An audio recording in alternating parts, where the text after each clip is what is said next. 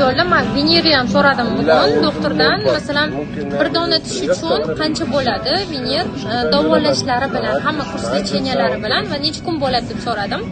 Endi bu hammani tishiga bog'liq. Masalan, bir xil tishiga yaxshi qaramagan bo'lsa, ko'proq lecheniya vaqt olishi mumkin. Bundan tashqari tishingizni butunligiga ham qaraydi. Masalan, men tishlarim hammasi butun, hammasi bor, ildizi bilan bor.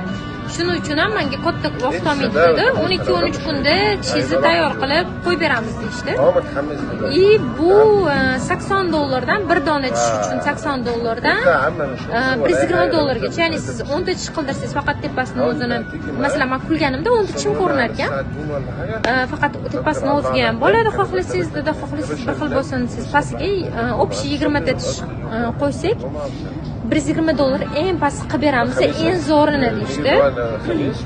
Eng zo'ri Emax degani bor. Ana o'shani qilib beramiz deydi.